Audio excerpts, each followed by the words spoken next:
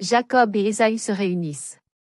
Après le départ de Laban, Jacob était dans la montagne de Galad, dans un endroit qu'il appelait Mahanaïm, parce que les anges de Dieu l'avaient connu. Son frère jumeau Ésaü vivait au pays d'Édom, dans les montagnes de Séhir. Jacob envoya des messagers à Ésaü pour lui dire, « Ton serviteur Jacob a habité jusqu'à présent avec Laban.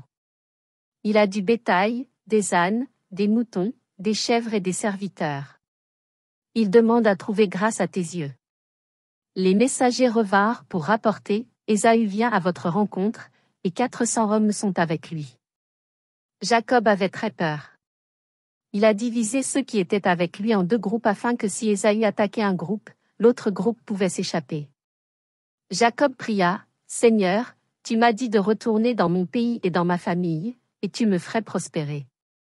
Je ne suis pas digne de votre bonté et de votre fidélité. Sauve-moi d'Ésaü, car je crains qu'il ne vienne nous attaquer. Tu as promis de rendre ma postérité comme le sable de la mer, qui ne se compte pas. » Jacob a choisi un cadeau pour Ésaü, 200 chèvres et 20 boucs, 200 brebis et 20 béliers, 30 chameaux avec leurs petits, 40 vaches et 10 taureaux, et 20 ânesses et 10 ânesses. Il plaça chaque troupeau sous un serviteur et les envoya à intervalles réguliers. Lorsque les serviteurs trouvèrent Ésaü, ils rapportèrent qui ils étaient et qui les avait envoyés. Ceci est un cadeau envoyé à mon seigneur Ésaü par Jacob, qui vient après nous. Cette nuit-là, Jacob envoya sa famille et ses biens de l'autre côté du gué de la rivière Jabbok. Il a été laissé seul. Un homme est venu et a lutté avec lui jusqu'à l'aube. Quand l'homme a vu qu'il ne pouvait pas dominer Jacob, il a touché l'articulation de la hanche de Jacob afin que sa hanche soit tordue.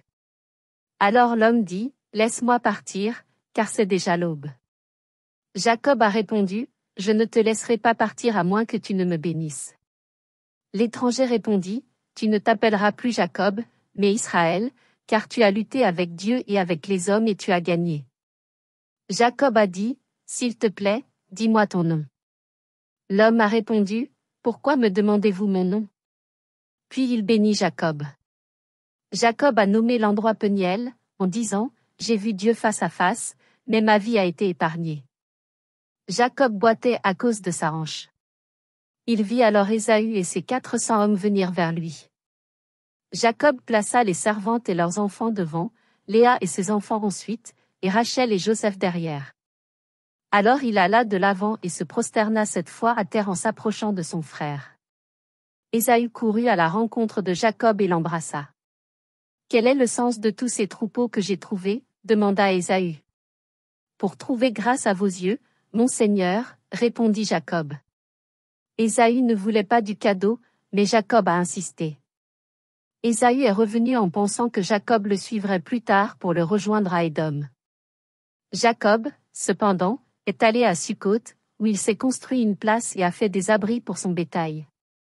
De là, il a déménagé à Sichem, où il a construit un autel à Dieu. Dieu dit alors à Jacob d'aller à Béthel, l'endroit où Dieu avait promis de prendre soin de lui. Jacob obéit et bâtit un autel à Dieu. Il a ensuite dit à sa famille de remettre tous leurs dieux étrangers et les anneaux dans leurs oreilles. Jacob les enterra sous le chêne à Sichem. Dieu a dit à Jacob que son nouveau nom serait Israël et qu'il lui donnerait ce pays ainsi qu'à ses descendants, qui deviendraient une nation. Jacob a ensuite voyagé vers le sud. Alors qu'il approchait d'Éphrata, Bethléem, sa femme Rachel a commencé à donner naissance à un fils. Rachel est morte en accouchant, mais le bébé a survécu et s'appelait Benjamin.